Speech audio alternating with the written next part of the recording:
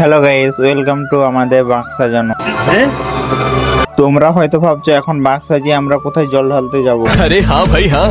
চলো তাহলে তোমাদেরকে বলছি, আজকে আমরা বাঁকটা সাজাইনি। রবিবার দিনে আমি আর দাদাই মিলে দুজনে বাঁকটা সাজাচ্ছিলাম। আমাদের এখন বাঁকে ঘুমুর আর ফুলদানিটা বাঁধা হয়েছে। দাদা এখন বাঁকে করে জলটা নিয়ে দেখছে ঘুমুর গুলো কেমন বাজছে আর বাঘটা কেমন খেলছে। বাঘটা দেখি সবকিছু ঠিকই আছে। তারপর বাঘটাকে বাড়িতে নিয়ে এসে বাঘটার মিডিল করে স্পঞ্জটা বেঁধে দিয়ে পঞ্চটার মাঝখানটা কেটে দিচ্ছে। পঞ্চটা কাটা হয়েছে তো পঞ্চটার ভেতরে একটা ব্যাটারি বসে দিয়েছে, কারণ বাঘটায় লাইটিং দেওয়া হবে। আর আমি এখন বাঘটা গেরুয়া ফিতাটা বেজে দিচ্ছি যাতে টিউবগুলো ঢাকা হয়ে যায়। আমাদের এখন বাঘটা অনেক কষ্টে সাজানো কমপ্লিট হয়ে গেছে। এখন আমরা চান করে নদীকে যাবো, কারণ নদী থেকে আমরা জল ডুবিয়ে নিয়ে যাবো। বিকাল বেলা আমরা এখন সবাই চলে এসেছি আমাদের নদীকে জল ডোবাতে। আমাদের জল ডোবানো হয়ে যেতে বাঘ পুজো দিয়ে আমরা এখন সবাই রওনা হচ্ছে রসকুণ্ড বাবা বসন্ত রায়ের মন্দির। আমাদের নদী থেকে বাবা বসন্ত রায়ের মন্দির হয়তো 35-36 কিলোমিটার হবে।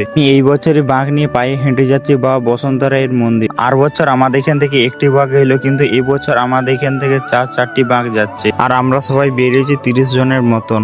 আমরা এখন চলে এসেছি অনেকটা পথ, কিন্তু এই জায়গাটার নাম ঠিক কি জানি না। আমরা এখানে এখন এসে বিশ্রাম নিচ্ছি। অনেকে শুয়ে আছে বা অনেকে বসে আছে। রাস্তায় প্রচুর হারে জল হচ্ছিল, কিন্তু এখানটায় আসতে এখন জলটা অনেকটা কমেছে। এখানটাতে একটু বিশ্রাম নিয়ে আবার বাবা বসন্ত রায়ের মন্দিরের পথে রওনা হব। এখন আমরা বাঁক নিয়ে চলে এসেছি রসকুণ্ড মোড়। এখানে আসে দেখি প্রচুর হারে ভক্তের ভিড়। এই ভিড়ের মধ্যে আমরা যাই হোক করে পাশ কাটিয়ে বেরিয়ে যাই। এখন আমরা চলে এসেছি বাবা বসন্ত রায়ের মন্দির। এখানে এসে সবাই একটু বসে আছি। মন্দিরের কাছে যাইনি, মন্দিরের কাছ থেকে একটু দূরেই বসে আছি। আমাদের অনেকগুলো ছেলে পেছনে রয়ে গেছে, তারা আসছে তার জন্য এখানে বসে আছি। সবাই চলে আসছে, আমরা এখন বাঘগুলো নিয়ে যাচ্ছি মন্দিরের কাছকে। এই সোমবারটা এত জল হবে বলে বুঝতে পারিনি, সারা রাত জল হয়েছে। মন্দিরের কাছকে আসতে দেখি আবার জল শুরু হয়ে গেছে। আমাদের এখন জল ঢালা হয়েছে, তো আমরা এখন বাঘগুলো আর সবকিছু নিয়ে চলে এসেছি রাস্তা ধারকে এসে বসে আছি বাস ধরার জন্য। তো আজকে এই পর্যন্ত, পরের ব্লগে দেখা হবে।